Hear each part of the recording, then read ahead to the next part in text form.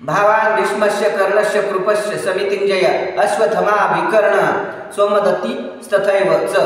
भावान म्हणजे आपण स्वतः, भीष्म म्हणजे पितामह, भीष्मच म्हणजे आणि, कर्ण म्हणजे कर्णच म्हणजे आणि, कृपा म्हणजे कृपाचार्य, च म्हणजे तथा, समितिंजय म्हणजे नेहमी युद्धविजयी, अश्वत्थमा म्हणजे अश्वत्थमा, विकर्ण म्हणजे विकर्णच म्हणजे तथा, सोमदत्ती म्हणजे सोमदत्ती पुत्र, तथा म्हणजे सुद्धा, यम म्हणजे नक्कीच म्हणजे सुद्धा।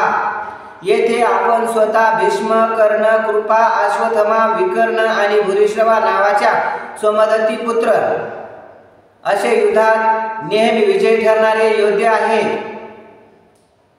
तात्पर्य, दुर्योधनाने असामान्य अशा योद्ध्याचा उल्लेख केला आहे, कारण हे सर्व योद्धे अपराजित आहेत। विकर्ण हा दुर्योधनाचा भाऊ आहे, अश्वत्थामा हा द्रोणाचार्याचा पुत्र आहे आणि सोमदत्ती किंवा भूरिश्रवा हा बहलिक राजांचा पुत्र आहे।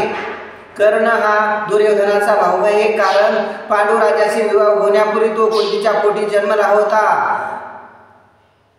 कृपाचार्याच्या जुळ्या बहिणीचा विवाह द्रोणाचार्याशी झाला होता।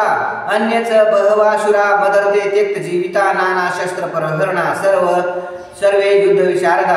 अन्य म्हणजे इतर सर्वच म्हणजे सुद्धा, बहवा म्हणजे मोठ्या संख्येने, शुरा म्हणजे शूरवीर, मत अर्थे म्हणजे माझ्यासाठी, त्यक्त जीविता म्हणजे प्राण धोक्यात घालण्यास सज्ज आहेत, नाना म्हणजे अनेक, शस्त्र म्हणजे शस्त्र, प्रहरणा म्हणजे युक्त सुसज्जित, सर्वे म्हणजे ते सर्व, युद्ध विशारदा म्हणजे युद्धकलेत निपुण असलेले, माझ्यासाठी स्वतःच्या जीवनाचा त्याग करण्यास सदैव तत्पर असलेले अनेक शूरवीर येथे आहेत। ते सर्व विविध प्रकारच्या शस्त्रास्त्रांनी सुसज्जित असून युद्धकलेत निपुण आहेत।